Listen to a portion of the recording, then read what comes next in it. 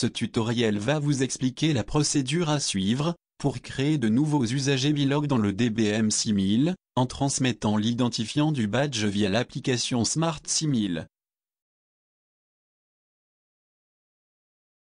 Pour créer un nouvel usager, vous pouvez soit cliquer sur l'icône de la barre d'outils, ou double-cliquer sur un usager libre de la liste. Dans l'onglet Général, introduisez le nom de l'usager. Ensuite, insérez la photo de l'usager. Ouvrez la fenêtre Catégorie, en cliquant sur l'onglet. Dans cette fenêtre, vous devez choisir la catégorie Bilog, qui sera attribuée à votre usager.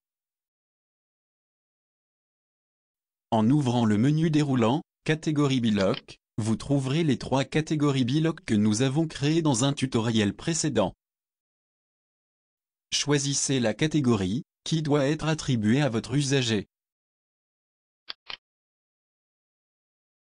Maintenant, cliquez sur l'onglet Identifiant. Dans cette partie de la fiche de l'usager, nous allons introduire l'identifiant du badge Bilog, avec l'application Smart 6000 qui nous servira de lecteur opérateur. Si vous ne désirez pas utiliser le Smart 6000, vous pouvez bien sûr le faire manuellement, ou utiliser un lecteur MyFair pour l'encodage de l'identifiant. Assurez-vous que Smartphone NFC est bien sélectionné dans la liste des unités d'accès pour l'encodage des badges. Choisissez maintenant le badge qui sera utilisé par votre système Bilog. Ce choix a été fait lors de la configuration des Bilog. Cliquez dans le champ badge voulu. Prenez maintenant le badge à encoder, et votre smartphone.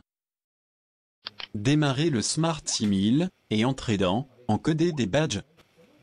Présentez le badge, et envoyez son identifiant au poste de travail. L'identifiant du badge arrive directement dans le champ badge que vous avez choisi dans le DBM 6000. Votre badge a bien été encodé. Vous pouvez maintenant valider votre nouvel usager, en cliquant sur le bouton OK.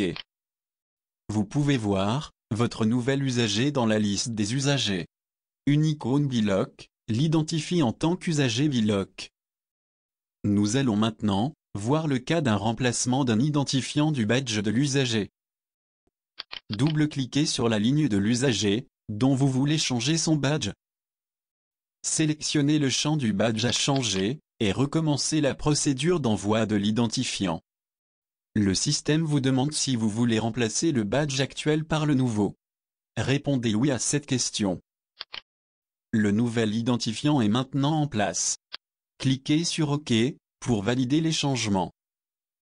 Une nouvelle fenêtre vous demande si vous désirez placer l'ancien numéro de badge sur la liste noire des Bilog. Si l'ancien badge a été perdu, il est préférable de le mettre en liste noire. Il est possible de mettre jusqu'à 54 badges en liste noire. Cette liste noire est échangée sur les Bilog via les badges d'identification. Pour consulter cette liste noire, faites un clic droit sur l'icône Bilog et choisissez l'option liste noire. Maintenant, pour que votre usager puisse utiliser son badge directement, vous devez transférer sa configuration sur le badge.